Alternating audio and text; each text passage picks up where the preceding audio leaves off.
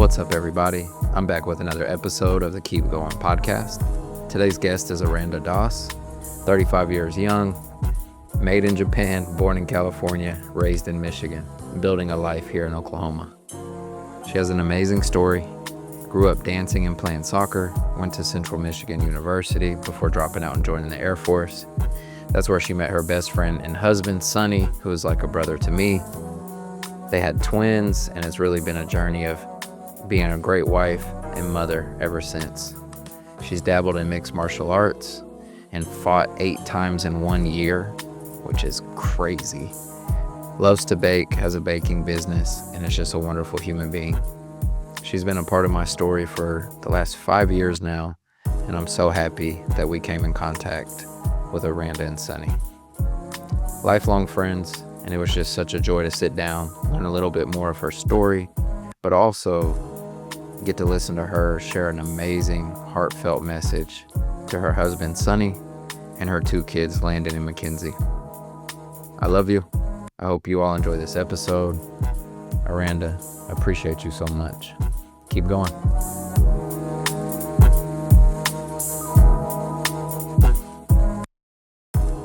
For the people, Aranda, thank you for being on this. And thank you for having some coffee with me. I know it's your favorite. Absolutely, it is. This is the only place I drink coffee. I try to branch out and try to, but that's only because I like coffee here, and most of the time I'm disappointed. So yeah, one time Sonny sent me a picture and I was like, that was probably bad, honey. He's like, it was fucking terrible. I was so pissed. I'm like, I should have known. It wasn't from Zach's Kitchen, so I mean, well, and it's from these people too, and I was not nerd out on it too bad.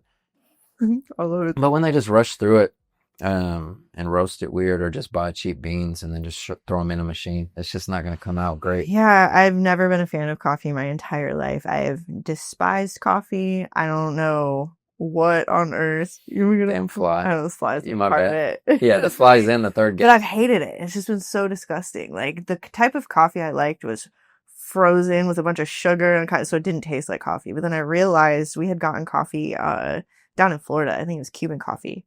Yeah. And it was made, and I was like, this is the best thing I have ever tasted coffee related. I was like, no way. And then I realized I was just bougie and I liked good coffee. Yeah, well, I tried a Cuban one in Florida too, and it was so good. Like thick. It's thick and it coats your mouth, and the one that I had was sweet. Yeah, usually Cubano, they put the sugar in it. Yeah, and that's what kind of opened my eyes to the different processes of coffee. And I was like, oh, it's not just burnt coffee or whatever. Because I mean, I grew up, my mom was chugging coffee all the time. Progressively, it was always 2 creams and 2 sugars. And then progressively, as she got older, it was black coffee, and it's transformed. I never liked any of it. So I just realized I like good coffee. Oh, I'm the same. I'll go to someone's house and they're like, you want some coffee? And I look over and I see that Folgers ground can, and I'm just like, no, I'm okay. No, thank you. I had a big one, like a big coffee right before I got here. Yeah, I'm full of caffeine. I'm highly caffeinated. But I love how you said that you only like it here because as far as, I know we're in our 30s. Yeah. But I feel like our relationship, as far as us and Rachel and Sonny, it's been a lot of old school stuff that's kind of brought it together, because the coffee, or you'll come over with treats or bread or meats. I mean, there's all these jams. So it's kind of funny that for 2 city couples to be connected on the homestead life. Changing gifts on the country level. That's just my love language, man. I love being able to give something that I created to somebody. That's how I'm something great happened in your life. Let me bake you something. And just being able to trade or something is crazy. You're like, oh, we got jam. It's like, okay, we may have some peppers. And then you're just like, yeah, that's my favorite part of all of it. A lot of things, because Sonny and I have developed these type of relationships with people to where it's I am paying to get my hair done in cookies or brownies or jam. And it was the same with tattoos. I'd gotten a couple tattoos with caramel brownies. So people are like, how much that costs? I'm like, about a dozen brownies. A dozen brownies is wild. Well, that's listen, crazy. Homemade. No, I'm saying that's amazing. Those are 12 good brownies. I know. But that was that one. It was actually me this one. For that big ass one for 12 brownies. Yeah. That's pretty cool. Yeah. I remember when Sonny brought me some cinnamon rolls. Cinnamon rolls have been my go-to this year. That was like the one thing, because at the beginning of the year when I had shoulder surgery, I originally had this entire year planned out, like on what I was going to try to bake, what I was going to do, what I was going to perfect, all these things. That just went out the freaking window. So I was sitting there and I was like, I've been eyeballing this cinnamon roll recipe for, I couldn't even tell you how long. It's intimidating. It's a 3-day process. I was just like, so many things were going into it that I wasn't familiar with. And I'm in this sling. I'm half a person. I'm like, Kenzie, we can make some cinnamon rolls. And it just kind of blew up from there. And they're like the greatest thing I've ever created, I feel like. And it's not technically my recipe. I will not take credit for this recipe in any way, shape, or form. However, I've like tweaked it to my family's likings and have just shared it with the world. And I'm so obsessed with it. So. I mean, it's a good accomplishment because I rushed and just ate the first one cold. And then Sonny was like, okay, bro, it really heated up. You put it in the Oh, no. I think you brought us some and we ate them and then you brought some more. Yeah. That's what it was. So I ate the first one cold, no questions. Yeah. And then the second time, I tried to be a little more patient. Oh, yeah. I love them cinnamon rolls. I'm so proud of those. Yeah. Rachel only ate some of hers because she was already eating other sweets. And she's like, you can have it. And I just put both of them together, heated them up. Yup. I mean, so good. Oh man, I know that you know what's crazy is I've known you all now for like over 5 years, which is wild because it seems brand new, kind of like it seems like a long time, but I don't know. It kind of went by. Feels like a long time, but I feel like that time went by quickly. Mm-hmm. If that, like the time kind of feel like we just skipped, like it just like all that time went by so fast. Because I remember when we would see you at the gym. Mm-hmm. It was in one of the seasons where you all weren't going as much. And then you all would be there on like seminars and Saturdays. Mm-hmm. And we were like, somehow we all got connected. Mm-hmm. I know it's through Shaq and everybody, but somehow we were like, oh, these two people are cool. Yeah. And then it started progressing a little faster. Yeah. Yeah. It was awesome. Y'all just have like the same values. We think the same. There's so many, I can't even name all the ways that we just are on the same page with a lot of things. So it gave me a new meaning on meeting people later in life. And it's funny because I talked to Sonny a little bit about this on the pod months ago, and now I'm talking to you, but I literally bring up these situations with most people I talk to because like meeting you all was a big step in not knowing each other for a long time and it being the same. Mm-hmm. Like I know you and I, and then you and Rachel, or me and Sonny, like all the connections. Yeah. But like Sonny, like it almost caught me off guard in the beginning when we were doing stuff because I was like, damn, it's just like he's all in, and you're the same way, and it kind of, I guess, surprises you. You don't know you can meet people like that. Yeah, I love meeting people that you connect with like that because I'm a very firm believer in everybody comes into your life for a reason, whether that be for 2 weeks, whether that be a 5-minute meeting at the gas station or a 5 to however many years relationship. They're all meant to come into our lives for whatever reason. But I feel like you're supposed to learn something from people at all times. So I feel like the faster you connect with somebody, it's like, okay, this person is supposed to be here, that we're supposed to connect with this person in some way, shape, or form. And we're supposed to like go on this like friendship journey, I feel like. And like I said, some people, fall off of that journey, and that's okay. Like some people you lose connection with and things like that. I just cherish the time I have with people. I think it's awesome. You're always like that? Because I don't think I was. I used to think it was like people you're with all the time or nothing. And as I've gotten older, I'm where you are, where it's like a few minutes is like fine. That. I feel like and I don't even know where, I feel like I just heard that somewhere along the line where it's like, oh, people come into your lives for a reason. It's like everyone, yes, but I didn't realize how much of an impact even just talking to somebody for 5 minutes could have. Yeah. You know what I mean? So I definitely wasn't always that way. And I feel like when I was younger, I would hang on to not so great people in my life just because it's like, oh, I've known this person for so long. They need to be in my life, or their family. I need to keep them in my life. Like, no, you don't have to do that. And you just figured that out on your own? Because it took like Rachel, like a grown woman's guidance. That's how I categorize you as well. It took that to kind of push me that way. I feel like I came to that conclusion on my own, not on my own. I will not say that on my own, because my marriage has helped me. Like, Sonny's my best friend in the entire world. Like, he has pushed me to be the person that I am today. He's completely pushed me out of my comfort zone. He's pushed me to really believe in myself. And because of that belief in myself, I was able to see the people around me better. Does that make sense? Yeah.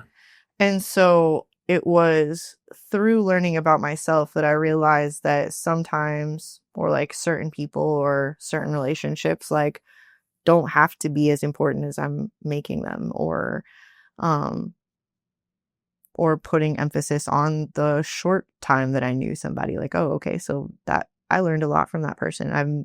I met them for a week, and I had encountered that person for like a week, but they had a lasting impact. So it was really just taking a step back and analyzing like the relationships and scenarios that I was in and taking them at face value. I feel like sometimes I was putting too much emphasis on certain relationships, like I said, because it was either they were blood related or I had known them for so long or something like that. And it's like, that's really not that important. I wonder what that is, because I feel like we're just the same on that. Because the same way you said Sunny, it took Rachel to be like, hey, you're kind of taking that too serious. And it may not just be a relationship. That's a good example, but also like situations. Oh, and not absolutely. with just one person, just like normal situations. Like, oh, well, what if this person is this or feeling this? And she's like, what if it's none of that? And I'm like, what if it's none of that? I'm like, okay. You know how I realized that I was putting such wild stories in my brain, like the narratives that were going on in my brain that was like almost making myself so afraid to do things.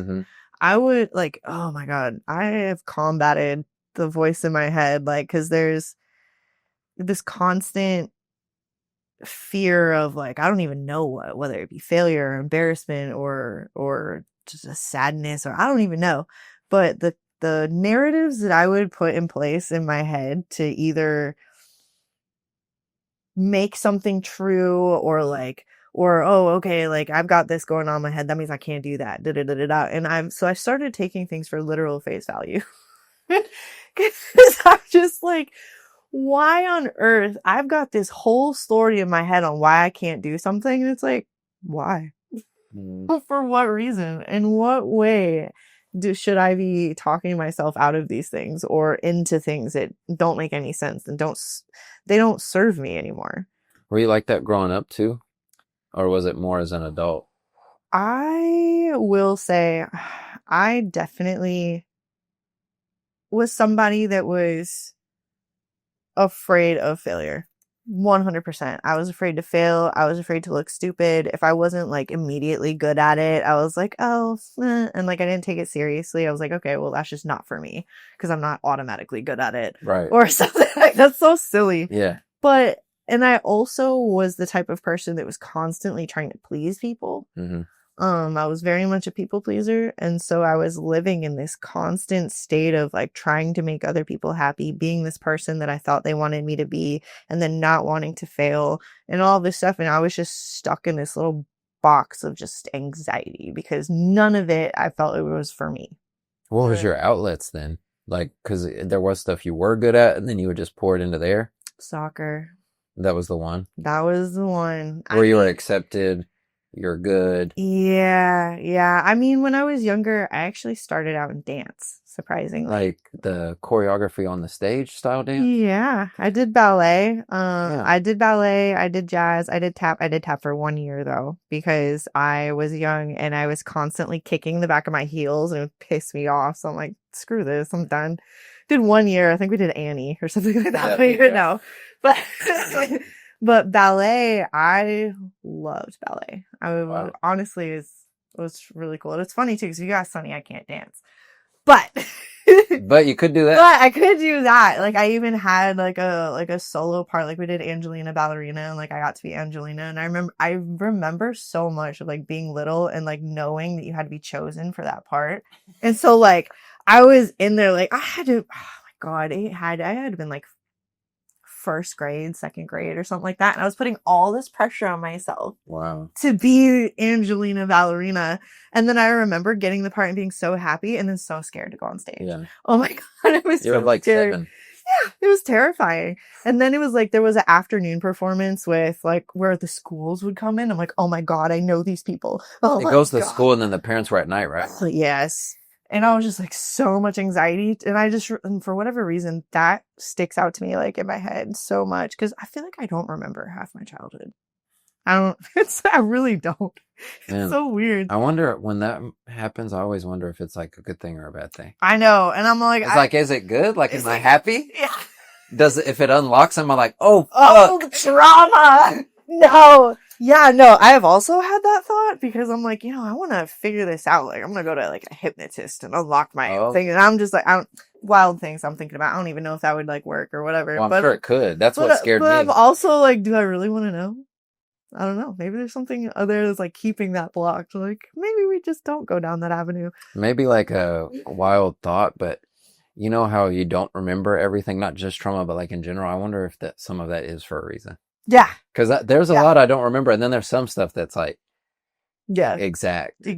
Yeah, like me being terrified to go on stage for Angelina Ballerina in front of my friends. That was terrifying. I remember that like clear as day. And then like, I don't know, whatever happened after that. I don't know. Just to make you feel better. Yeah. We had a play in first grade when I think it was like it was very early in the school year. Yeah. And it was some Hispanic play where like we'd wear sombreros and stuff like that. And all I had to say was like one word, like come here. Or there's 2 words, like one thing. And there's 40 students and I have one thing to say. That's it. Yeah. And I just remember having that sombrero on and kind of pointed down, and they're like, going through their parts. And I'm just dripping tears. What? No, tears. Yeah, I was just crying because I was so nervous. Yeah. And then I hit the come here or whatever word see, I can't even remember that. I just remember looking up and like you see when you're driving at night and you see the sides of the lights. That's what I saw from the tears. And I was just like, and I said my line and then went back in line and put my head down. And it's so crazy because that did stick with me forever until I found like basketball. So soccer, was it just because like you were competitive and good and you could like let out energy or what was it? Yeah, I was really good. Like just from the beginning? Yeah. Especially because I was really fast. Okay. And that like the feeling of scoring goals in soccer is like crazy, right? Unlike anything. I mean it's such a high to like chase. And I feel like I experienced that high also with MMA. And it's like, because it's like this culmination of like all this hard work and it's what you're working for. And like for one moment, right? Or potentially multiple moments for soccer. But yeah, like, and I loved that. And I loved that it was like me against you. And I loved that competition. And so, and like I said, I was fairly good at it. I played like most kids growing up, like co-ed and then moving up. And then I remember moving from this little, because my family's originally from the Upper Peninsula of Michigan. Very rural, small town type Can you thing. compare it to something here so I would know? Not like scenery wise, but I know, I was like, but rural. Small town, like Paul's Valley? Maybe. Yeah, kind of. So like small, but you had a tractor supply, like a little bigger than that. Okay. A little bigger than that. And it's kind of hard for me to remember because I was so young, and it has gotten bigger now. But it was pretty rural. Because I've never been to Michigan. Yeah, my mom, she said that when she graduated, it was like less than 50 people.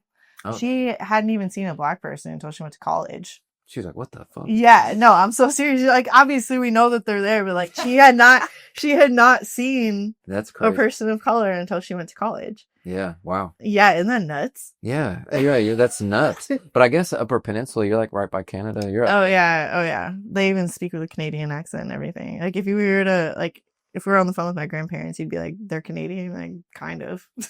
They're farther north than some pieces of Canada, so yeah. So you moved from that smaller town to a bigger town? Bigger-ish town, yeah. Okay. So my dad became a state trooper, and this was after they came back from the military, because I was actually I guess, created in Japan. Because my dad was in the military. They had created. I was conceived. Yeah. Origin story. When I came to power. Yeah, right. And then after my mom got pregnant and everything, they moved back, but he was in California. So I was actually born in California, Victorville, California, in like Apple Valley. Where's that? It's the southern part, I think. That's cool. Y'all Californians don't come for me. I don't know the geography that well, but somewhere over there. And then later on they moved back home to the UP, and then my dad became a state trooper. Sorry. What, the UP? I'm just laughing because never heard it like that. No, now I know. Sorry, well, yeah, UP, Upper Peninsula. Yeah, that's why they're called Upers, actually. There we go. I'm learning everything. Yeah. And then so the Upper Peninsula and the Lower Peninsula actually connected by a bridge. It's the Mackinac Bridge. And so we moved to the Lower Peninsula, but it's Michigan, so I can show you, right? So we moved to a place called Manistee, and it was like right on Lake Michigan. I've heard of that word. Manistee? Or you told me probably. Probably, yeah. It was like right on Lake Michigan, and that I had like some of my greatest memories just being at the beach on Lake Michigan. Like I loved it. Like that was my biggest bugaboo with Oklahoma when we first moved here, is not being close to like massive water. Yeah. Because like they're basically freshwater oceans. Like they're amazing. Yeah, they're I unreal. Love them so yeah, much. That's crazy. Yeah, and then it was there that I really remember starting soccer. Like, what age about? Let's see. I was like kindergarten, first grade. The beginning. Yeah, really. Okay. So yeah, you stuck with soccer then. Yeah, I did. I loved it. Yeah, and I did both dance and soccer up until about 6th, 7th grade. But then I had to make a decision because I went from rec to travel, which is a big jump price wise. And I also don't know how much you know about dance, but you're paying per class. I know costume, exactly. That's what I'm saying. My baby sister, so I don't know everything. My dad will hear this and be like, "You don't know shit. I'm paying it." But she's like hardcore. Oh, so he tells me, they're always gone. Yeah, very expensive. And you're playing, like I said, per class, and then you got to pay for all the costumes, all that. Well, and for club soccer, you're paying your club dues, you're paying for tournaments, you're paying for your jerseys, you're paying for all this stuff. And so once I did that, I had to choose. So my mom was like, you got to pick one. And at that time, I was like, soccer. Like I was so obsessed with it. And when I was younger and I was playing like rec, like it was so much fun. And I met one of the most influential people of my life actually through soccer. I didn't know it at the time, but his name's Jonathan. He was basically, I refer to him as my stepdad, but he was my soccer coach at the time. Later on in life, kind of became a father figure. But he was originally from Honduras, and so he's who I really have my like real soccer base from, right? Oh, there we go. Yeah. So he's the one that like really like UP with sauce, bro. Yeah, and so like he was always cooking. Like he would play with us, and like he's like doing rainbows over us and all kinds of stuff. And he was just so cool. And I wonder why he took to you. It was probably just that connection. Well, I mean, him later on in life. Oh, so stepdad was for real. Yeah, like him and my mom had a relationship for a while. They're no longer together, but he was in my life from like 4th or 5th grade up until just like maybe within the last decade. That's destiny right there. Right? Yeah. I know. And so but he really like put that like love for soccer, and he instilled so many like fundamental like game things, and it was just like he really built my soccer foundation. What would be game things for someone like me? Because I only know a little. Like I'm a really big fan, and I mean, could play, but off the ball movement. Okay.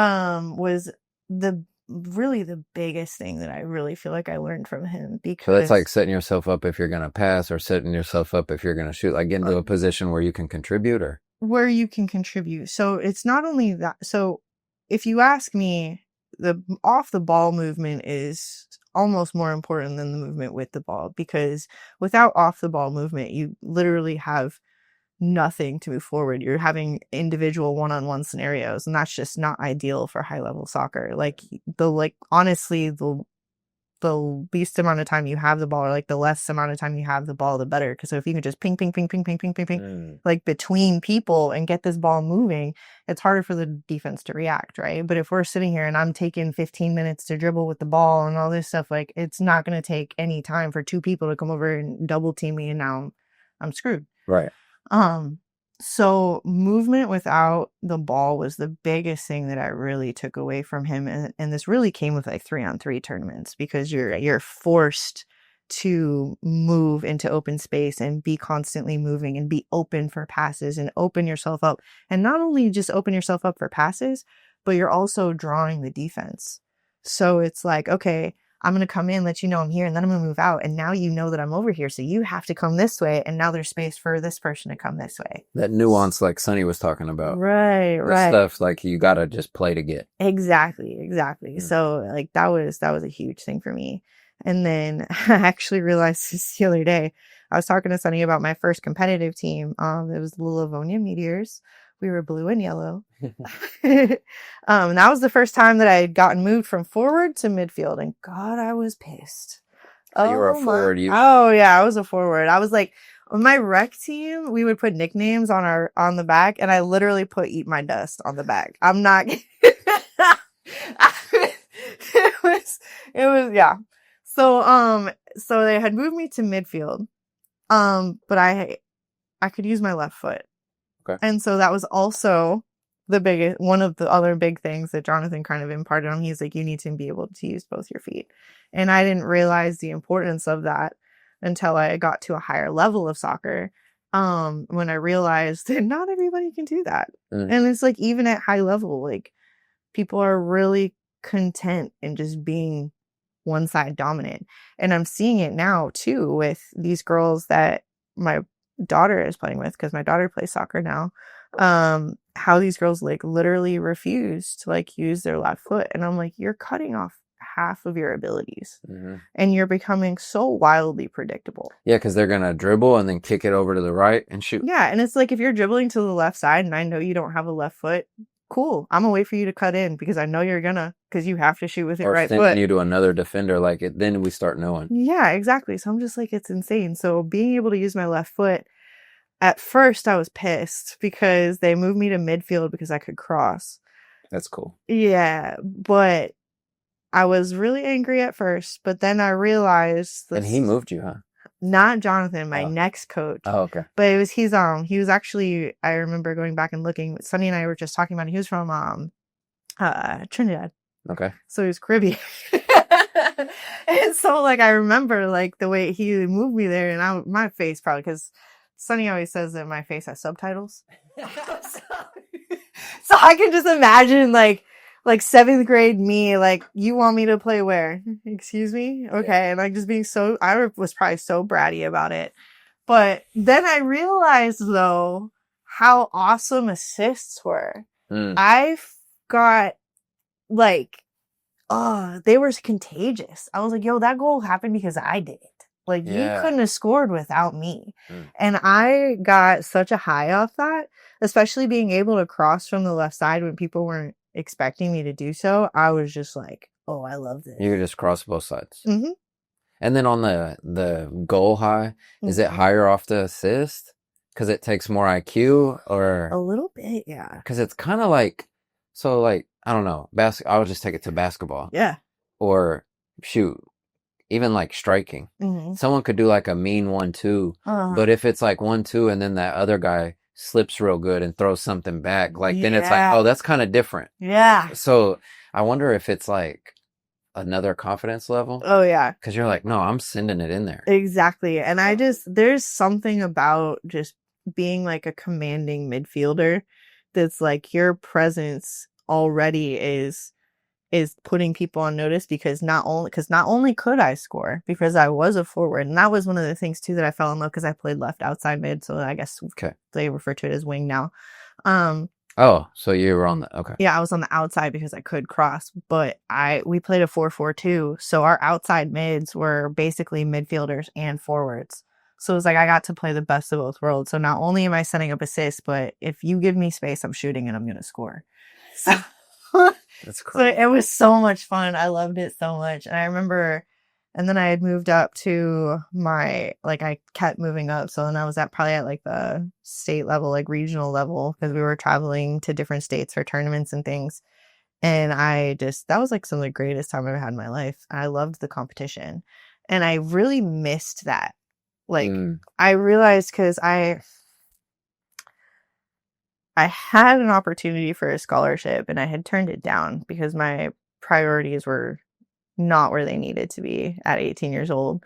What I was focused on was partying and doing other things. I was like, I don't want to play soccer anymore. I regret it, obviously, but I would not be where I am today. So I've like made peace with that. But it was just like, I loved competing. And that's when I realized that like I loved competing so much because part of me was like missing. Like I didn't play soccer anymore. I was partying and drinking and doing whatever. And then like that sucked. So I was like, let me go travel. Let me join the military. So I dropped out of school and joined the military and dropped out of school. This was after high school, or yeah, it was after high school. So I graduated high school, turned down soccer scholarship, went to college for 2 years, dropped out of college because I saw a bunch of people graduating with zero aspirations. Like there's like, oh, I've got all this student loan debt. I've got this piece of paper that says I can do things, but no one will hire me because I have no job experience. Yeah. Okay, so I was like, well, that sucks. So I was just like, this ain't for me. This ain't it. So I dropped out, joined the military, and in the military is just another form of college, bro. Like it fucking, so toxic. Oh, I bet. I met some of the greatest people there, and then I also met some of the worst people there. But it literally is like its own weird little community to where like it's so, I don't even know, it's weird, but it breeds alcoholism. Oh yeah. Yeah, they take away your weed and they're like, they do, and stay in this box and get alcohol, like, and then we want you to be high octane too. It's like, golly, this is a lot of stuff. How is the military runs off freaking alcohol, nicotine, and freaking anger. And energy drinks. Bro, the energy drinks that have been consumed. Oh my god. I watched your freaking husband shotgun a Celsius. Yeah. Of course. And then he said, like 5 minutes later, his dude is retarded. He was like, I don't feel very good. And I was like, no duh. Shit, he was like, I don't feel very good. No shit, bro. He said, my stomach's kind of fucked. Oh. I have a video of it. I'll show you. Oh, yeah. I'm going to have to see. He was like, I'm about to shotgun this. I was like, hold on. Please. Let me grab my phone. Yeah, so we can show you how stupid you were later. So you joined the military and then you got back into soccer? A little bit. I played for like the base team. Well, not like the base team, but like for like our squadron team or whatever. And so we like, that was fun. And that's when Sonny was like, yo, you're really good. Because he didn't realize. We're like, yeah, we'll play. And he's probably just thinking in his head, because in tech school, you could play for like your, they had different sports teams for like your units and stuff. And instead of soccer, I went to play volleyball because I also played volleyball. So it was just like, I'll go play volleyball. And that was super fun. Yeah. Because volleyball was the one thing that I played outside of soccer, but that was because they had different seasons. So it was like what I did like in between. Yeah. And so I was like, let me go play volleyball. And so like he had never seen me play soccer. And then we played. And he's like, bro, what the hell? He was like, you just cooked a bunch of Mexicans. I was like, sorry, I don't know. It's natural. It was just fun. It was so much fun. And I realized that like I missed like competition. And I feel like that's what finally like dragged me into jiu-jitsu because it was a level of competition that I could have like literally on a daily basis. Yeah, that's the biggest difference. I love that. I just love like being a competitor and like competing in some way, shape, or form. And I didn't realize how much of that was like a part of me until I got injured and it was taken away. And like I started playing like soccer with Kenzie and stuff. And I was like, bro, I really love this. I miss it so much. It was so much fun. I was like, that was my first major injury was in soccer because I will never forget this. I was 16. It was the last game of the season. I think I had a hat trick in the first half. That is wild. And the goalie came out of the box. Like I was literally on another breakaway. And the goalie came out of the box and slid directly into my legs. No ball was trying, like, girls soccer is savage. Oh, I bet. I've seen them yank hair and stuff. Bro, girls soccer is savage. Yeah. My daughter's learning that now. But yeah, this girl slid right into my legs, and I went to get back up because that's what you do. You get back up, keep playing. And I remember getting up and being like, oh, no, walking's not a thing right now. And I broke my fibula. She broke it. Oh my God. Yeah, thankfully it wasn't the tibia because that's like the bigger one on the bottom. So like their fibula is just the one on the outside, so it's a smaller one. I was in a cast for a while. I missed the first part of volleyball season. I was pissed. But it was nuts. That was like the first like major injury I ever had to deal with. It was nuts. With soccer too, it's interesting because like there is a lot of flopping and things, but it is super physical too. There's a lot of like yanking around. People don't realize how much upper body strength you actually need. Yeah, you have to have like so much core. You have to maintain your center. Like you have to stay on balance. You have to counteract. You have to be so poised. Bro, yes. And so like my daughter she's a beast, right? Like I'm gonna put that out there. Like she is ironically a natural defender. Like, and is that natural for people? Like, is there certain positions that they're just good at? Well, I mean, yes and no. I think because most people, especially since she started a little bit late, not a little bit late. She was like 10 or 11 when she first started, which like with her aspirations and wanting to play high level, it is late, but that's why she's busting her butt right now. But so especially because we just started her in the YMCA so she could learn the game, right? We're going to put you in a low stress situation where you can just learn the game. So a lot of the times when you first start, that's where you're going to put is at defense, because it's like, okay, we're going to take care of the ball up here. And then, like, you kind of just hang back. And, like, if we need to help you on defense, we can all get back and kind of help you on defense. That's kind of where new people kind of just get put. That's where I got put when I would. Yeah, see? So I play defense. I was like, all right. Yeah, but she honestly took it on, and she was just naturally really good at it. And then once her confidence started built up, and she was learning ball skills and all these other things, then she really liked midfield, because you got to be involved in the play at all times. Really likes realistically. Yeah, so she really liked that outside mid position. But she is so physical because, and I mean, realistically, when they were younger, her first sport was jiu-jitsu. Yeah. Her first sport was jiu-jitsu, and she was pretty savage when she was doing jiu-jitsu. And as a family, I mean, we all kind of roughhouse and kind of do all this. So like, she is not afraid of physical, like to be physical in any way, shape, or form. And so she has always been like, this is my ball. You gonna have to get it. Like, you know what I mean? Like, she's like, you're not gonna beat me. And if you do beat me, I'm coming back, and you're not gonna get any closer to that goal. And if I have to, I'm gonna body you off this ball. Yeah.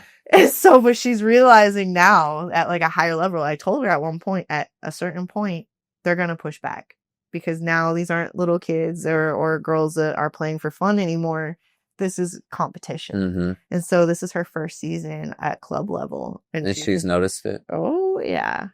And as you know, Sonny and I are not large people, right? So naturally, she is not a big person. She actually got passed over on a couple teams because she was too small.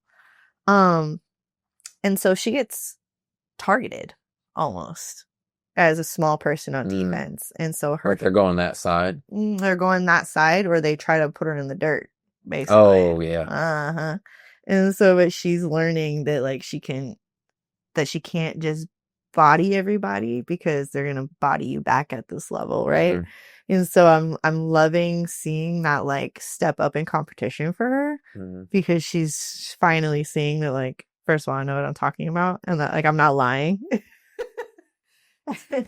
And to see her like rise to that occasion, because we were just one tournament and like 2 games in, and I think she's been on the ground like 30,000 times. Yeah.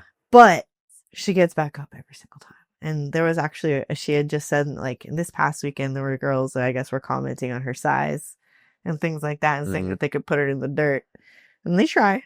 I didn't even know that was like a term people are using in soccer games. What? Like just putting them in the dirt. Like, I didn't know that was the goal. That's wild. physical. Like, we literally watched this girl lower her shoulder into Kenzie. Oh, yeah. Oh, yeah. It's... That's crazy. Girls soccer is savage. It's nuts. I love it. So what did she notice when those girls were talking shit? Well, it was the first time she'd ever heard somebody talk shit about her. Mm. So, like... That's funny. I know. It was so, like, she was like, they were, like, saying this stuff, and I was like, okay.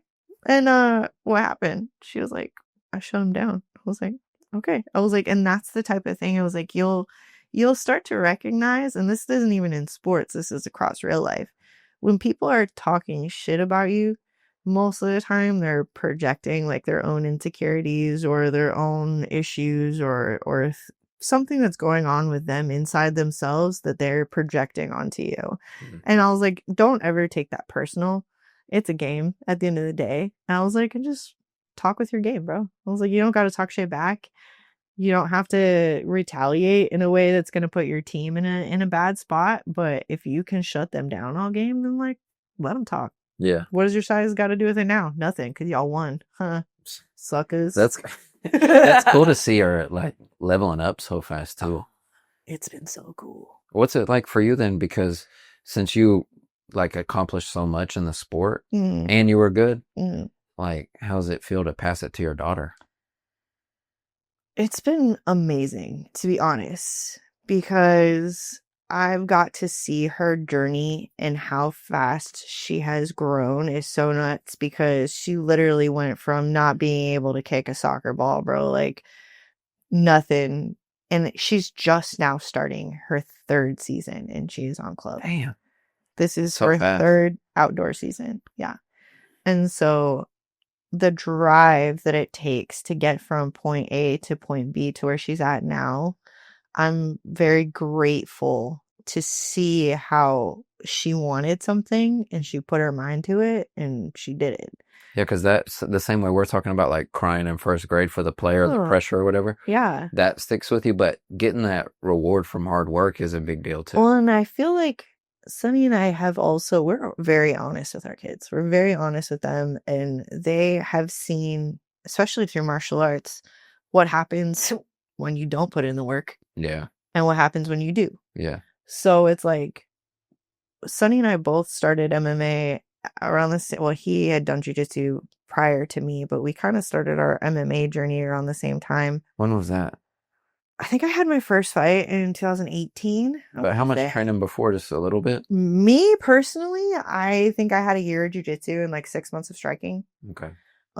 Yeah. Yeah, we go back and look at it, it's ugly. Oh, but my grappling is fine. But the striking is like, girl, God, no, just kidding. Yeah, neither was good for me. Yeah.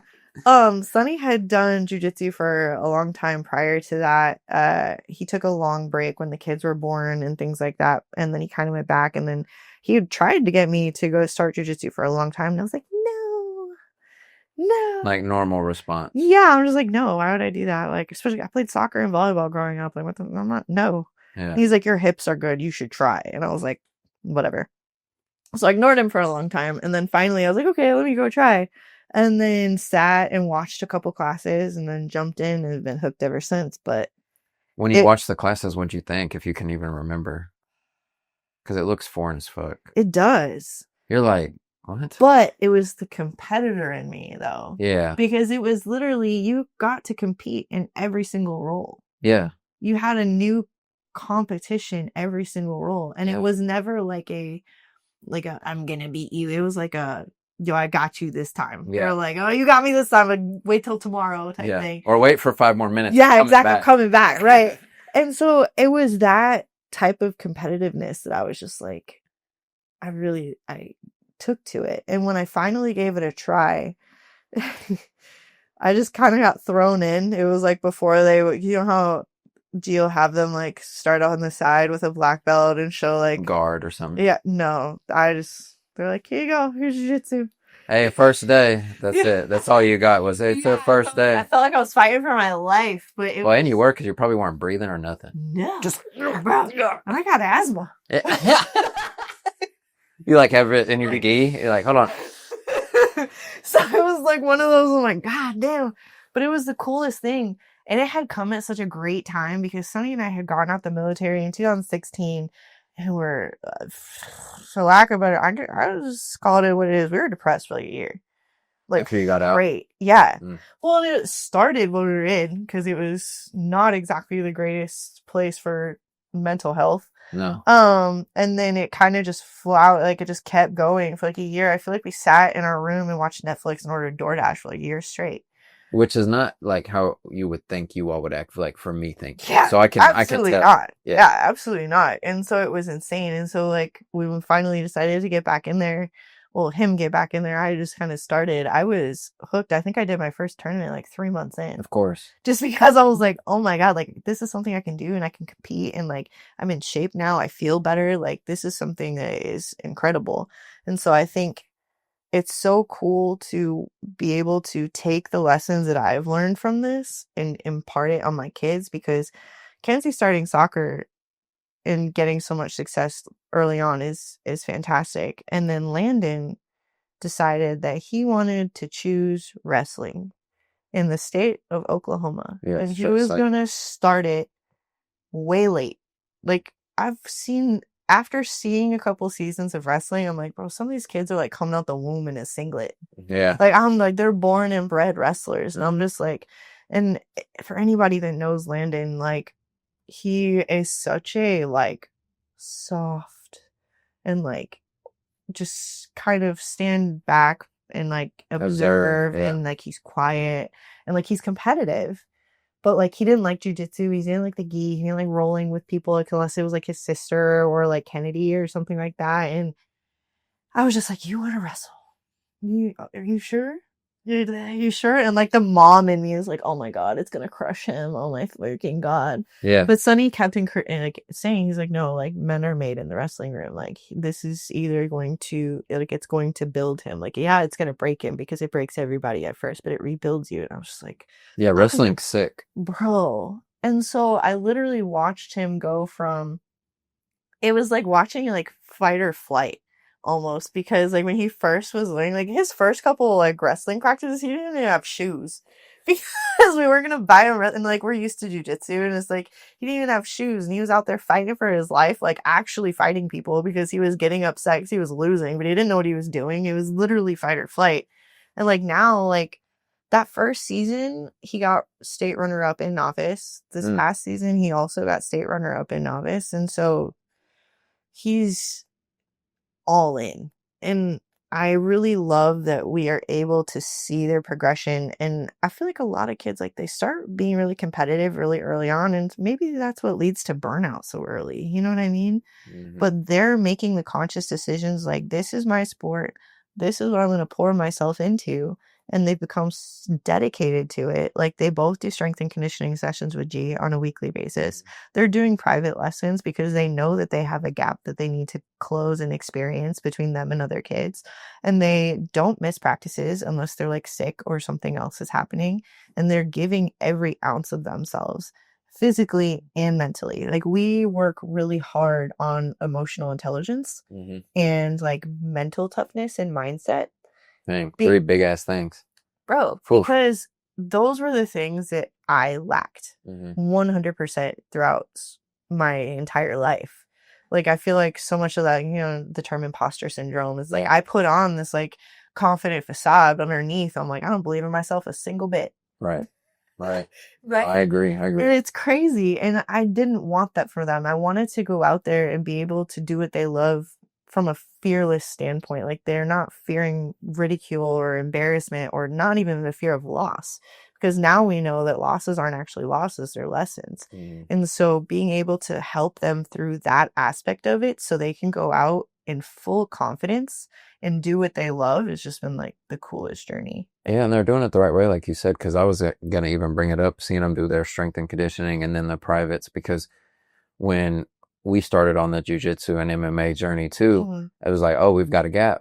So it's like, okay, we're not only doing every class, but then we're meeting with Shaq 3 times a week. Yeah. Like you just have to catch up. Yeah. And maybe not catch up, it may not be the right word because there's different levels, but to like get to a place you're comfortable. Right. You got to skip some, or not skip steps, but I've learned the term from wrestling, or the phrase is like, some days you're the hammer, some days you're the nail. Mhm.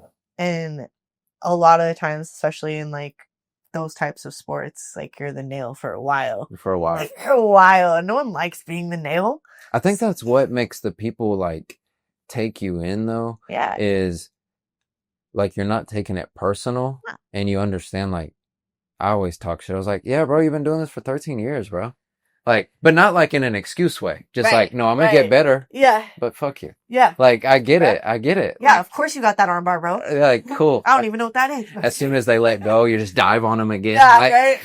But it was how, like, a way of getting accepted into that culture, because it is I mean, so as the kids, I get it because it's a big deal, but they're kind of in a state, a mindset where like everything's new. We're adults and we kind of have experience. Right. So to go do that as adults, like all of us kind of starting similar age. Yeah. It was like, I'm sure it was tough for you to like, not just the jujitsu and the tournaments and stuff, but like once you said, okay, I'll fight, because mentally you make a switch, and then it's harder sessions. It's more intense. It's more coaching. It's more pain. It's more sacrifice. First individual sport I have ever done. And there's such a difference between team sports and individual sports. And don't get me wrong, you learn life lessons from each one, but they're different.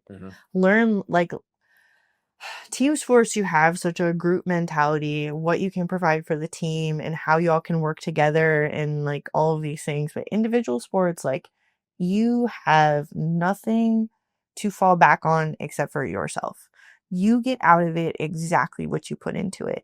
And my first couple of years of MMA and jiu-jitsu and martial arts in general was complete and utter just disassociation from the world. Like, I jumped into it to distract myself from everything else that was going on in life.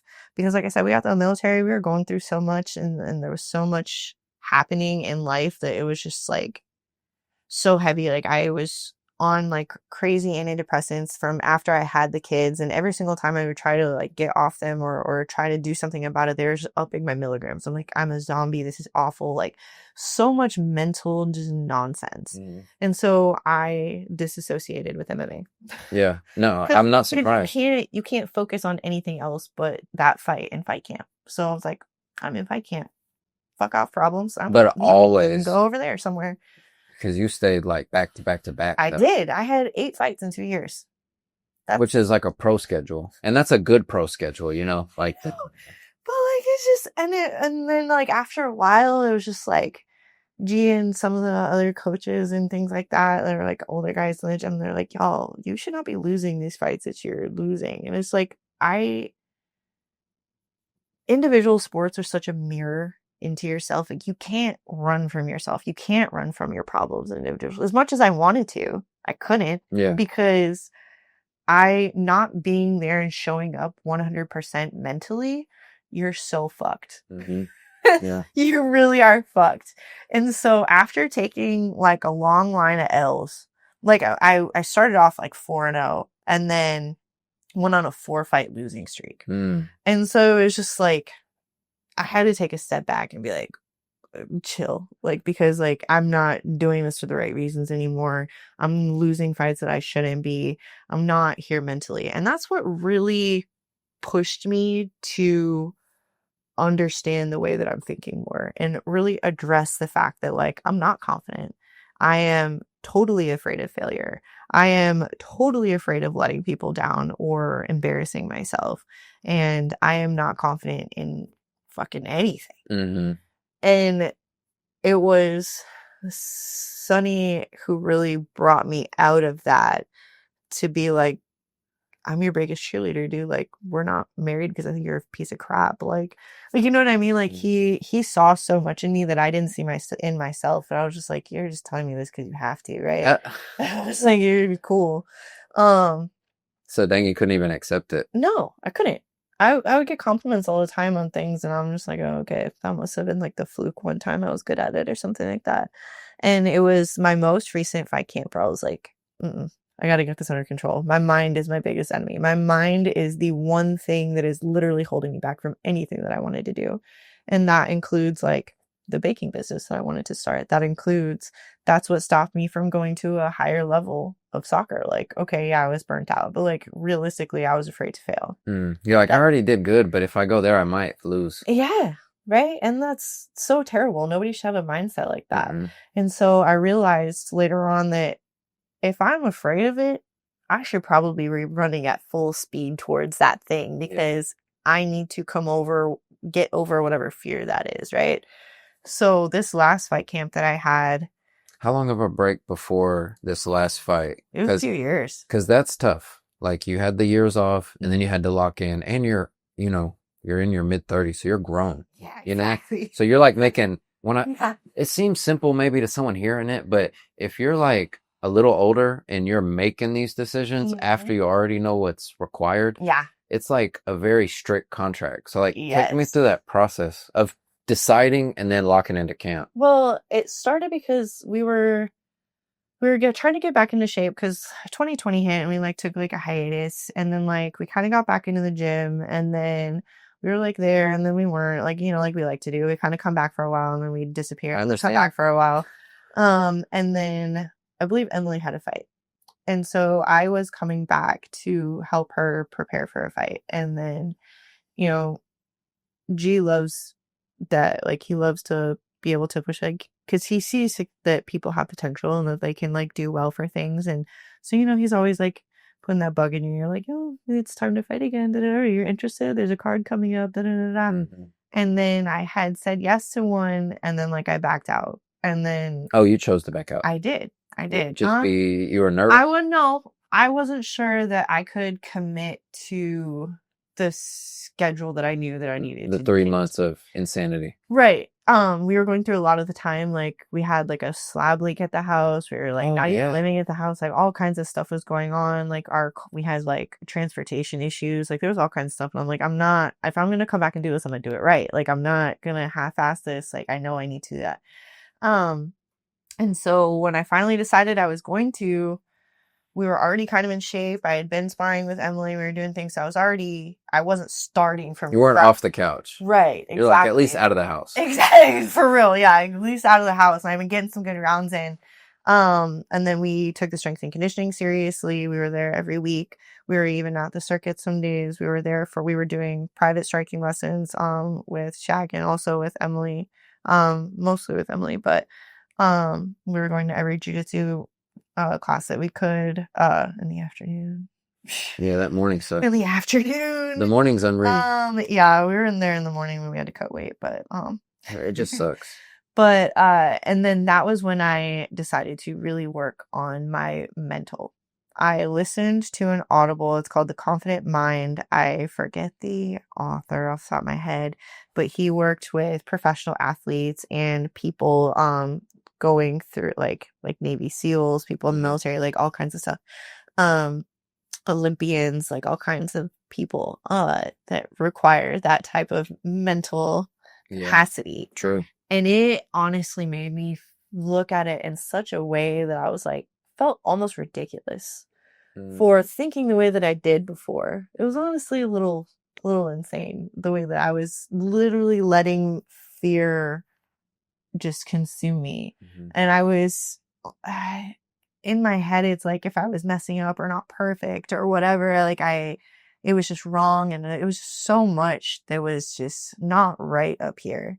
And going through that fight camp and forcing myself to look at all of the places that I lacked mentally, and had to force myself to look in the mirror and change these things, not only change myself for this fight camp, but for life in general. And I just feel like such a different person afterwards. So that fight camp went awesome, minus the shoulder injury. That happened in camp? Yeah, it happened like a week and a half before the fight. Of course. Yeah. Because you're depleted. Of course. Yeah. Well, and it's okay. So this is one of those things I'll never forget. I literally am still in there in my head. It's burned in there. We were doing throws and warm-ups. We were doing throws and warm-ups, and I was going with Josh. And he gave me some advice on one of my throws, and he's like, put your head through and like it'll work a lot better. Da-da. And I did. And it was perfect. It worked so good. It worked so good that we were both like in the air, and I landed other shoulder though, like this, like on him. and It just popped. unbeknownst to me, it hurt like a bitch, but thankfully it was like 4th of July weekend, so like we didn't have anything for a little while, and I like babied it, and then next week we were cutting weight, so I didn't really do anything hard, and hitting pads and stuff still felt okay. It wasn't too bad. But after the fight, I literally could not lift my arm like an inch off my body. Dang. Come to find out, my labrum was torn in the front and the back, and there was free floating pieces of cartilage just in my shoulder, just moving around, fucking shit up. Oh gosh. So yeah, so I actually went into the fight with that. I didn't know. I did know that like there was stuff wrong, but I was like, oh, I'll deal with it afterwards. And so it was actually funny because you can go back and like you can watch that fight, and in places where I would normally like finish certain things, or I would normally move to different things, like my punches weren't all the way straight, or like weren't as hard, and I couldn't finish my arm triangle the way I wanted to because I couldn't squeeze. But it was interesting. It was. Since you changed your mind, well, real quick, because I want to make you laugh. You said you did it right and like fucked your shoulder up. Yeah. So one time I was doing rounds with Josh at like 7 a.m. Yeah. And I did a perfect double leg, and I got up and my nose was bleeding. And Emily was like, "You did it right." And I'm just like, that's when I learned. I was like, I don't want to wrestle. So like to your son, Mr. Landon, like that's when I was like, nah. Yeah. So to do it right, I gotta fuck my face up. I was thinking, since you improved like so much mentally. Yeah. The day of, when you're like getting your hands wrapped and waiting on your fight and stuff, were you more calm than normal and like more excited, or were you still really nervous? I was still nervous, but that actually happened. I didn't have time to think about it because first of all, we got there late because we had hit a train on the way there. So we actually got there late. So we got here, we jumped into line for medical, and then I was getting dressed and everything. And I didn't even get my hands wrapped until like maybe 10, 15. I think I was still getting my hands wrapped during Nate's fight, and he was the first fight because the hand wrap people, I think they had a car issue or something like that, but they showed up late. And so like I got my hands wrapped, I like warmed up, and then I went out. Like it was like I didn't have time to think about it at all.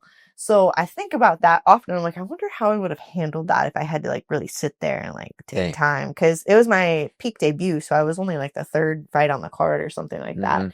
And so it was fast. Yeah, didn't have time to think about anything, and I feel like that kind of worked out in my favor. Yeah, because I was kind of just like, okay, go. But I didn't feel the sense of like nervousness or dread or like anything. I was having a good time. Like I was having so much fun. That's cool, because that's what it should be, but it's just not always like that. And that's kind of what I realized. I was like, because like it's not like I wanted MMA to ever be a career. Like Sunny and I joke all the time that we get punched in the face for fun. Like literally just doing it for shits and giggles, like every once in a while, because it's so much fun. I never thought that getting punched in the face would be fun. Yeah, I never thought it would be fun either. Yeah, especially because I never got into fights growing up. Not one time in my entire life. I didn't even throw a punch until I had stepped in American Top Team. So you're like, yeah, no, oh my god, it was so bad. Probably hurting yourself. Oh, it's crazy. But I remember overextending elbows before I knew how to hit pads right. Oh my god, I was the exact opposite. I had like T-Rex arms. Oh. Like I wouldn't extend. It was terrible. All of us have some embarrassing moments with that. Yeah, I still don't move my head. I was just curious on that, so I'm glad you opened up on the fight, because like you did have such a good time, and you did win in good fashion, and you did earn it. Yeah. So I was curious the background, because it's just so much discipline. It was the best fight camp I had ever had, because I wasn't using it as a distraction. That was so huge, because we did the same thing, where you just like, you notice like, oh, my house may be getting a little dirtier. But I may forget this. Okay, I'm behind on this. Like stuff starts adding up, and you're like, yeah, but I've done jujitsu 18 hours this week. And you're like, hold on. Like, yeah.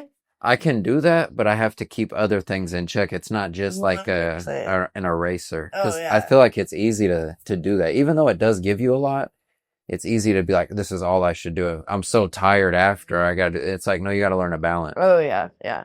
But I also enjoyed my time off though, because in between all that, I realized how important my family was. Like during that time frame, I decided to be a stay-at-home mom.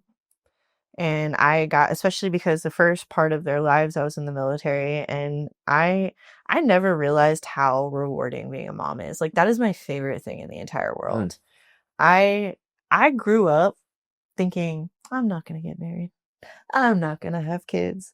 I'm just going to be a boss bitch and just, live life and travel and da da da da, and it's all about me. And obviously God had other plans. Blessed me with boy and girl at the same I time. know, that's crazy. Ugh, I they're bet my that world shocked though. y'all. Like, oh my gosh. I still remember to this day, like the one things I remember, like going in for the first ultrasound and then being like, oh, how many were you guys planning on having? And I was like, thought they were making conversation, like, oh, I'm gonna one, two, maybe three. I don't know. We'll see how it goes. I'm like, oh, well, there's two in there. And I was like, I started laughing and crying at the same time. Yeah, why wouldn't you? I didn't even know what to do. I was You're just like, no there's way. 2 aliens in here? I consider them parasites, Oh, actually. that's what I meant. Yeah. The little Parasite, yeah. Literally living off of you. Yeah, I remember 2 of looking over them. Wow. at Sunny and like his head, like he's just like this. Oh. And I remember calling my mom before we even left the thing and telling her. And Sunny called her and was like, "Hey, we're having twins." And she was like, "You're full of shit, bro. Like, you're lying. Like, stop messing with me. Like, stop." And she's like, "Put my daughter on the phone." And I'm like, "Mom," and she's like, "Oh my God, you're not lying." Like, no. And I remember checking out at like the reception office, making another appointment, and she's like, "What's your name?" And I'm like, "Oh, she's like, name." I'm like, oh, my mom's still on the phone. She's like, Das, your last name is Das. I was like, oh yeah, I know. Just mentally wrecked. Oh, like, because you go from already trying to bring one life into the world, and all of a sudden there's 2 lives in the world, and I'm just like, what the fuck? But it's been the coolest thing. And so not being able, I realized, I wish I would have realized it sooner, but life works the way it's supposed to. Yeah. That's what I wanted to be a mom. Like I wanted to be there for them in ways that my parents couldn't be because they didn't know any better. And I wanted to give them that solid foundation, which is why we homeschool now too. So I want to prepare them for life in ways that I wasn't prepared for. I don't want them to have to learn the same lessons that I'm learning at 25 or 35 like I am. I want them to learn them at 10 or 12. Yeah. So that they can move forward and live a full life that's not full of fear, that's not full of doubt, that's not full of regret. You know what I mean? All these things that are really unnecessary, but they're so impactful. They're so impactful. And it's wild how negative thoughts can really impact and change your life in ways that like you wouldn't have thought. And so to see my kids really taking on these challenges the way that they are, like I know I'm doing something right. Yeah, and they're not in it. They're choosing to do so. And we focus so much on just empowering them and giving them knowledge that we didn't have at that age. Like they're currently in the process of doing their own Pokemon card business. So buy, sell, trade Pokemon. That's Twin Decks, which is super cool. Sunny made the name, of course. Twin Decks? Twin Decks, yeah. So it's like Twin Decks, like 2 sets of cards, and Twin Decks, like Pokedex. Yeah, that's cool. Right, I know. So it's genius. But like they're taking off with that and taking it so seriously and learning entrepreneurship, and where they're listening to audibles like Rich Dad Poor Dad and The Go Giver and things like that. Just game changers that we would read at 28, right? 26. Exactly. Yeah. And so they're grasping so much more at 13. What's the home scheduling look like as far as for you? Like, do you have like a set schedule for them, including their sports, or do you like, how does that work? So, because you're in charge. We've kind of chosen to focus on the main ones. Like we still focus on math. Sometimes we use a program, sometimes we incorporate it into real life. Like we're taking them along also on our real estate journey. And so, running comps and doing those numbers, we're teaching them how to do that. So they're learning percentages, they're learning value, they're learning things like that. So they're incorporating math that way. Or there are sometimes like, okay, you guys are going to prepare lunch today.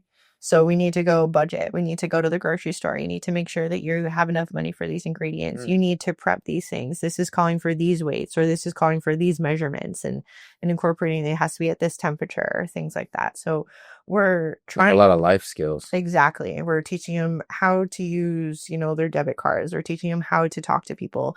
There's a couple times where I'm like, we got to go run to the store. Like, okay, now I'm going to give you my card. You're going to go do it. And so it terrifies the crap out of them, but they're learning how to do it. They're learning how to pump gas. They're learning how to, speak to people, learning how to voice what they need, taking responsibility and actually just like taking action and doing stuff. So we do have that. And like I said, we also have like the mindset training. So we focus on emotional intelligence, confidence, mindset, all of that. Talks. Audibles. We do audibles. So we listen to audibles and we talk through it together. Really? Mm-hmm. That's pretty cool. Yeah. So I tried the route of just letting them kind of listen to it on their own, but they weren't. But they may be listening and playing for the game. Well, they're not allowed on the game. Okay. Not allowed on the game. They're not allowed to have the phone or the video games during certain days. And then on the days they're allowed to, they're only from certain times. So, and it's definitely not until they've accomplished what they're supposed to accomplish. That means those game times are elite. Oh, yeah. Oh, yeah. Don't talk to me. They've earned it. Yeah. They've earned it for sure. But yeah, so we're talking through that stuff. So I know that it's sticking because last time it didn't stick very well. They're kids, you know what I mean? So they're not even 100% sure what questions they should be asking about that stuff. So I'll ask a question and then it sparks like them to have another question. It sparks a discussion. Mm-hmm. And that's what I think I really love so much because especially too, because during their public school time, it crushed Landon. 100% crushed him. How so? He is not a sit still kid. So they're like, he has like ADD or something. ADD, and then he'd be so pissed off and because he would question what they want him to learn and be like, why are we doing this? This is stupid. And they didn't like that. He became really good friends with the principal, let me just tell you. And so and then there'd be times where he was just like, I don't want to do this. You're yelling at me. I'm gonna go to sleep.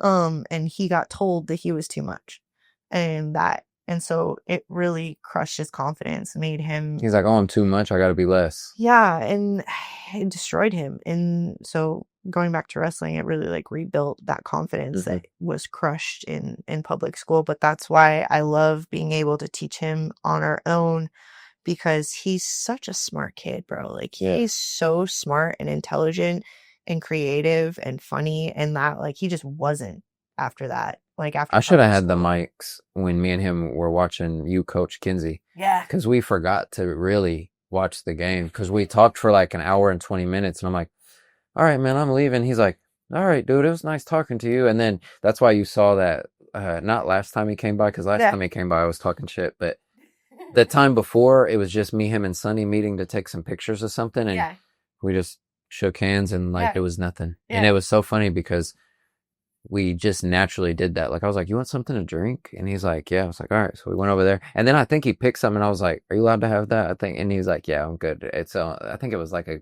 Powerade or something. Yeah. I was like, are you good to have that? Like I didn't know.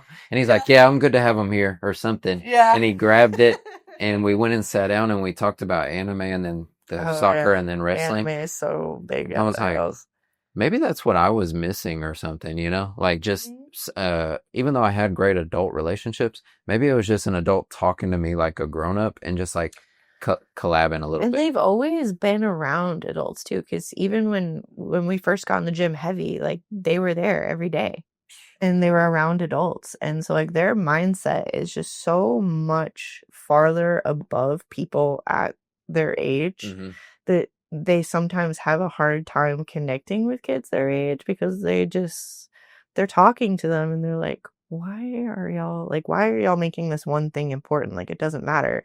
Or like, why are we even talking about this? Like, that's really like below us or something like that. And it's like, they still have fun and like connect with kids, but they also are understanding that you are who you surround yourself with. Another game changer.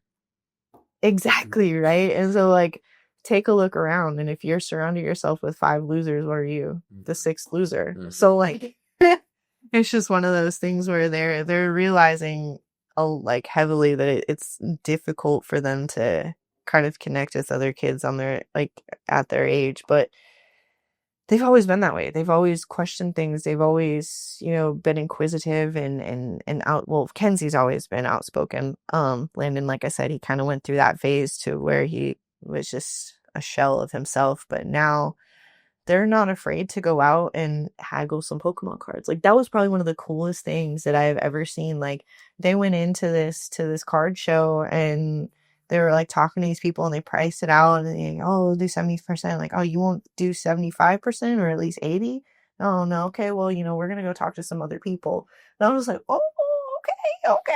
Yeah, that's like a big moment. Like stuck to his guns and like things like that. And so, and they both have like their like little niches when it comes to the business themselves. Like, and they like to do it together. Oh yeah, because they each have like their thing. Like Kenzie is like she's like scouting the cards and like getting them together. She likes to talk to people and things like that. And Landon's like the brains. Like he knows what the cards' values are and what's part of each pack and which ones are important and things like that. And so they've really got like combo skills that they bring to the table. Yeah.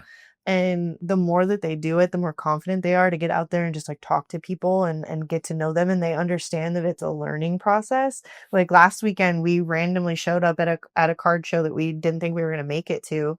And it was kind of overwhelming because the packs that they brought in there apparently were way more valuable than we anticipated. And they got kind of swarmed, to be honest.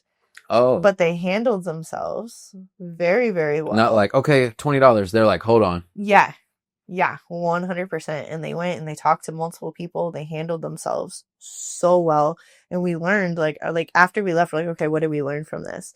Okay, well, some packs are more sought after because of the artwork that's on them. We need to weigh each pack just because sometimes if some are more heavy, then that one has a hit in it or things like that. Because people ask like, have they been weighed? Have they been measured?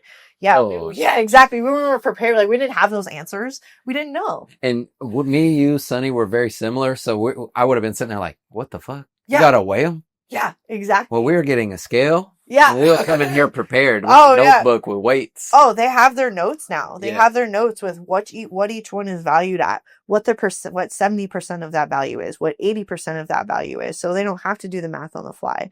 They are weighing every single pack that they bring in there. Like, okay, so they can like somebody asks like, yes, it's been weighed. It weighs this much. It weighs as much as all the other ones, or this one weighs a little bit more. So if that one weighs a little bit more, it probably has a hit in it. So we can charge a little bit more for that one. Isn't that nuts? Well, it's nuts. And man, I think that's probably been the most interesting thing as I've aged. Yeah. Is that everything is that deep. Bro. Like everything. Like we were talking about coffee, soccer, tattoos, whatever. Like all of it's that deep. And to know to weigh them, I would have never known that. Nope. So now I'm going to have to talk to Landon and be like, I got some heavy packs. Like, bro, you're going to have to come see me. He will nerd out. Kenzie calls it his tism. Because, you know, like you could like see a card and he's like, oh, that's from so-and-so pack or that one's from this one. And she goes, tism.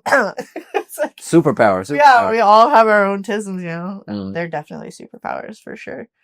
But yeah, it's been so cool. Like homeschooling has been one of the most rewarding things. And I really feel like I regret not being a stay-at-home mom sooner. Mm-hmm.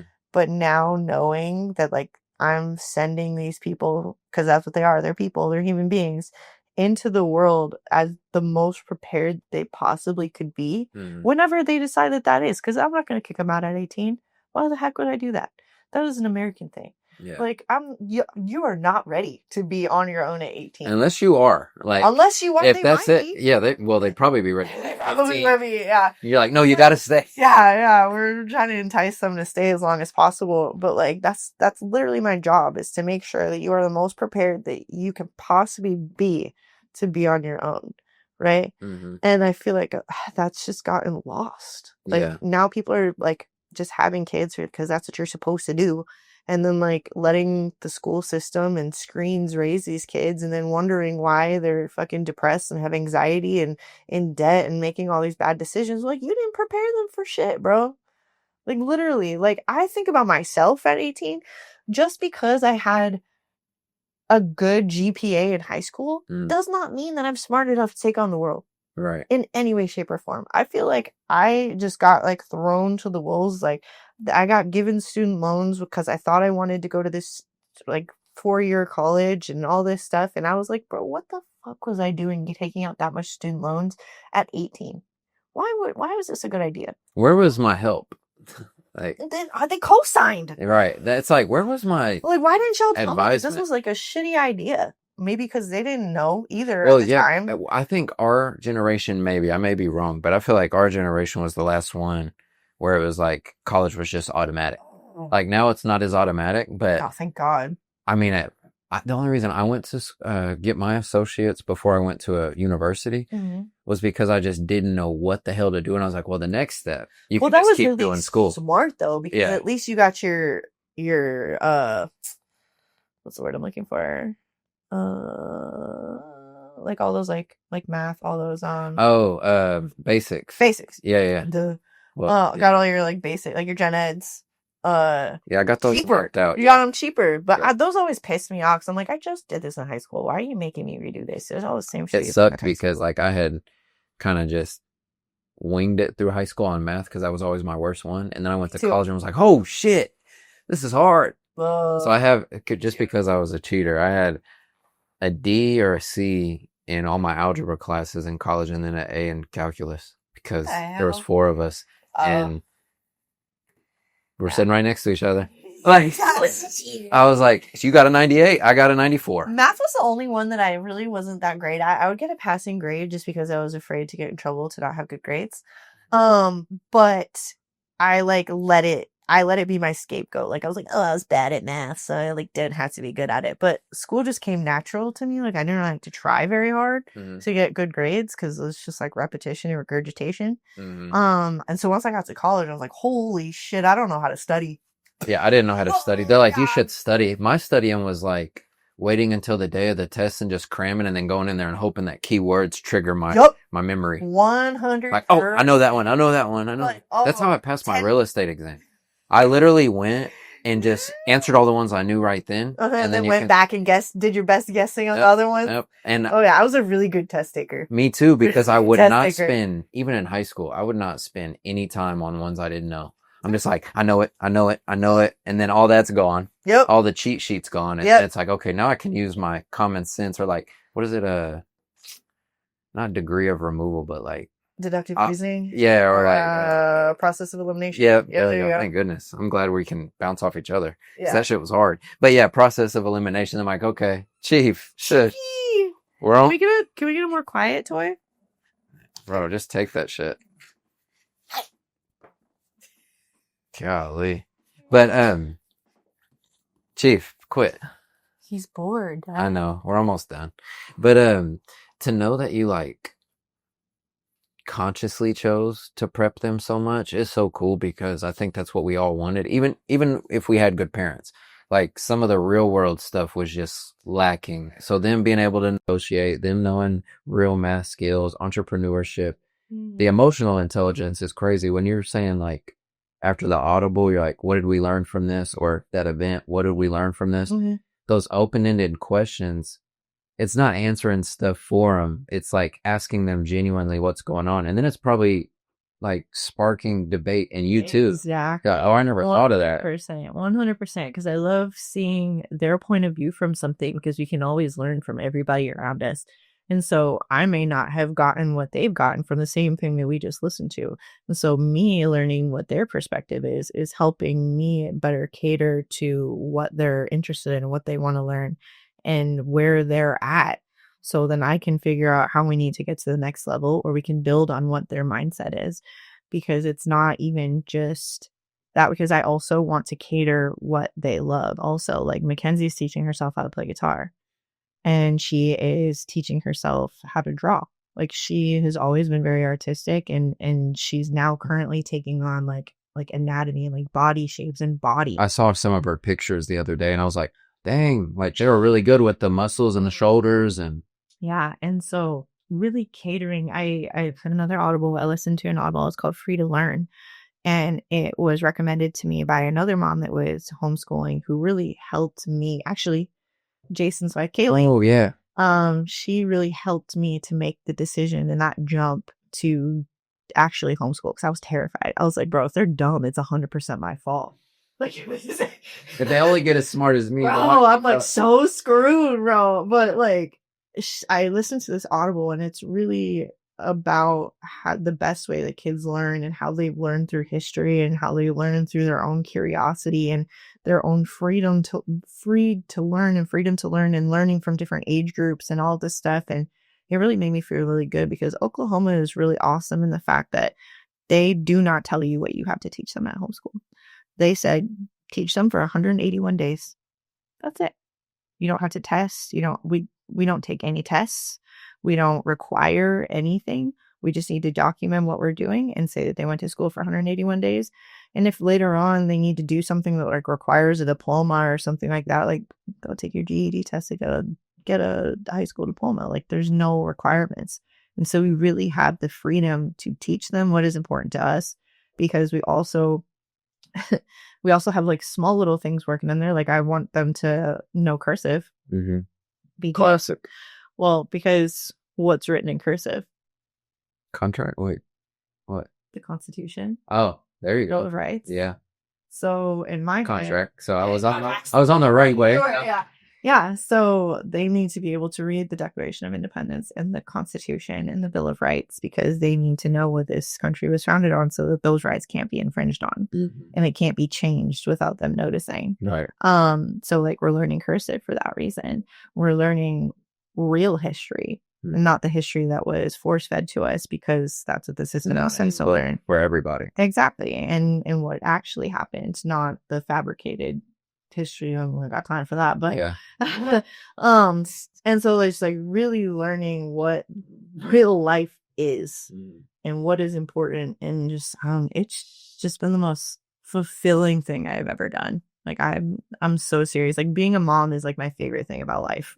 It's so fun. So obvious too, Yeah. Like that's the cool part is because I think it really makes you think of your own parents when you're like, oh, this is right where they were at. Like, I know that some of us have like the good and the bad. You're like, dang, this is where they were at. Yeah. Like, no wonder it was so hard. Like, and the fact that you all are so conscious about it is cool because you all parent in your own way. You have your own relationship with the kids. Yeah. I've had different interactions with them too. That's just like personal to them. Like, hey, now I'm talking to Landon. Okay, now I see Kinsey, or we come back from a hunting trip and Landon's helping us do this. And I'm just like, this is pretty cool. Or like we go to take real estate photos. He's right there. Yeah. So it's cool because that inclusion and that real world experience is just like we said with taking extra workouts.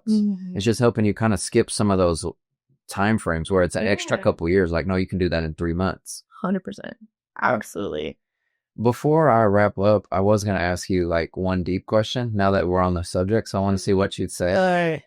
I want you to say something however you feel. I'll leave it open to you. Okay. To Sunny and then to the kids for maybe now, or maybe it'll hit them now. And then maybe they'll listen to it in 10 years and be like, damn, I'm glad she said that.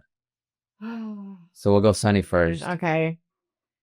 This is going to be a little bit different because it's so funny because I think about this. And it can be completely to you. I think I say that it's funny because my entire life I have lived in masculine energy my entire time. And so trying to say this now at 35 when I have gotten away from masculine energy and really started living in my feminine energy, I feel like it's going to be so corny and like I'm going to cry the whole time, but that's okay. No, it's fine. To Sunny, I am just so grateful to be on the journey that I am with him or with you from saying it to you. And I'm grateful for the grace that you've shown me in your own way and really made me realize my own capabilities and that we've really grown together, because I feel like that's a thing that doesn't happen all the time in marriages anymore. It's like the hard things happen and they just give up. And we didn't do that. We didn't give up, and everyone thought that we were gonna fail, that we were not gonna last, and we're like so far in deep now. And I just love him so much. I love you. Yeah.